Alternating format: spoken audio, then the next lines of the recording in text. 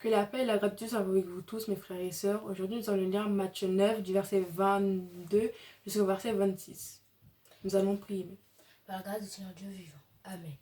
Merci Seigneur, merci Dieu vivant. Aujourd'hui, nous faisons cette vidéo en ta présence pour que tu sois loué de toutes les extrémités de la terre, que ta parole et ta gloire montent en grade et qu'elle dépasse les nuages, qu'elle dépasse la stratosphère et qu'elle vienne en nos cœurs pour que tu habites dès maintenant et à jamais.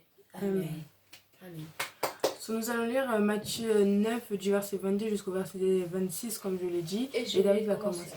Jésus se retourna et dit en la voyant: Prends courage ma fille, ta foi t'a guérie. Et cette femme fut guérie à l'heure même. Lorsque Jésus fut arrivé à la maison du chef et qu'il vit les joueurs de flûte et la foule bouillante, il leur dit: Retirez-vous car la jeune fille n'est pas morte mais elle dort. Et il ne se moquait de lui. Quand la foule eut été renvoyé, il entra, prit la main de la jeune fille, et la jeune fille se leva. Le bruit s'en répandit dans toute la contrée. Amen.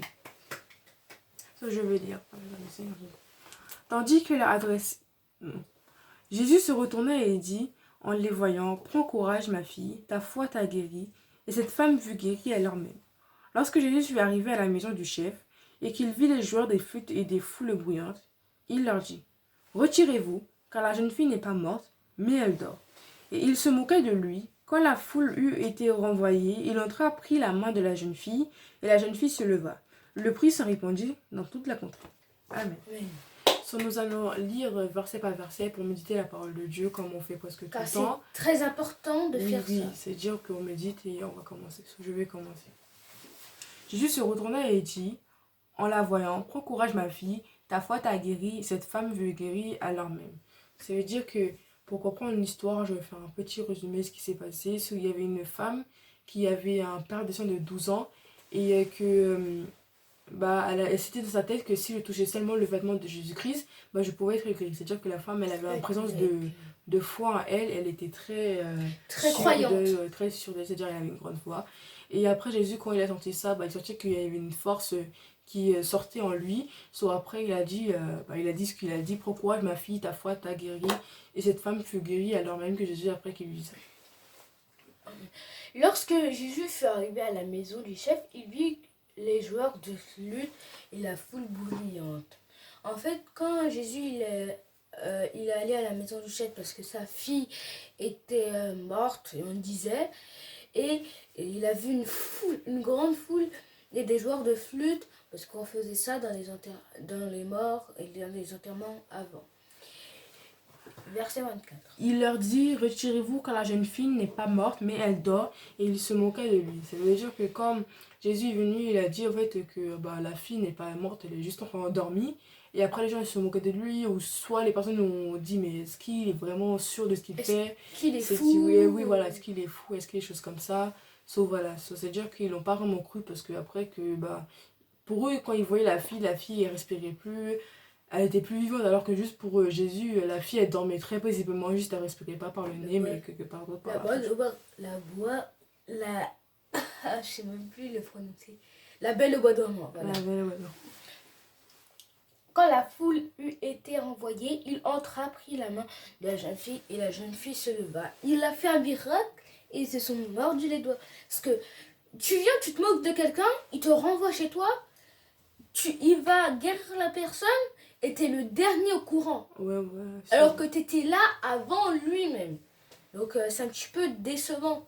Premièrement, t'as rigolé sur la personne alors qu'elle peut faire plein de choses. Deuxièmement, tu es le dernier au courant et t'aurais pu croire en lui au moins pour le dernier espoir de cette fille.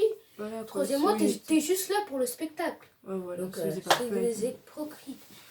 Le bruit se répandit de toute la contrée. Ça veut dire que après ce grand miracle, avoir ressuscité pour eux une fille qui était morte, le bruit s'était répandu très rapidement. Ça veut dire que c'est une nouvelle que même maintenant, ça peut se répandre très rapidement. Si quelqu'un ressuscite quelqu'un qui était mort et que l'amène vers les vivants, de plus, nous, il y a les bouches à oreille. De plus, il y a les réseaux sociaux, donc tu peux publier. tout ça. Nous allons prier So, pour la fin. nous allons juste expliquer que en fait, il faut avoir une grande foi en étant chrétien et n'importe chrétien est obligé d'avoir une grande foi que Dieu peut faire un truc. C'est-à-dire même si tu vois, il n'y a aucune porte, aucun chemin possible, Dieu pourra faire quelque chose pour toi et avec ta foi que tu auras pour lui, bah, il fera la chose que tu voudras faire. Dieu aidera toujours son enfant à faire quelque chose de bien. C'est-à-dire que si Dieu va dire, Dieu il a trois réponses, oui, non, attends. Ça veut dire que Dieu, c'est pas chemin par chemin, étape par étape, étape par étape, pardon. C'est-à-dire que en étant chrétienne, faut attendre pour avoir, parce que tu vas souffrir, tu vas être heureuse, tu vas être choquée, tu vas être contente. Tu auras plusieurs sentiments, mais tu vas beaucoup souffrir en étant chrétienne parce que les chemins sont très compliqués dans tout ce que tu fais. Faut rester là, faut avoir la foi et que Dieu vous bénisse tous et vous. On va prier pour la gloire de Dieu. Avant de prier, faut qu'il s'abonne, un petit like, parce que nous, aujourd'hui, on est tout seul, ce Sarah n'est pas là, dommage, mais quand même on peut être deux, un seul ou trois, faut toujours s'abonner, mettre des likes, partager, commenter. Ça fait toujours plaisir un petit commentaire pour que nous, on sache vos questions et que on réponde. Aussi, partagez, il y aura plus la parole de Dieu. On va plus haut et comme ça il y a plus de gens qui sont guéris de la maladie de Satan. Plus abonnés, likés, ça c'est un petit plus. Comme ça on fait d'autres choses. Donc nous allons prier pour la fin. La grâce de Dieu. Par la grâce de Dieu vivant. Merci Seigneur, merci Tout-Puissant pour tout ce que tu as fait. Aujourd'hui nous faisons cette vidéo pour toi, en toi, grâce à toi, parce que tu es là pour nous et nous devons rendre grâce à ta bonté infinie. Et grâce à toi, nous sommes encore en vie parce qu'il y a tellement eu de difficultés dans la vie. Satan nous a tendu des pièges, a voulu nous tuer, tout ça. Mais tu es resté avec nous et aujourd'hui même nous te prions comme chaque dimanche et nous faisons ta gloire au nom de Jésus-Christ. Amen. Je te remercie à toutes les évangiles, toutes les élèves, à la prochaine fois et que Dieu vous bénisse. Et avec avec la sœur Sarah, au nom de Jésus-Christ. Même si elle n'est pas là. Au revoir.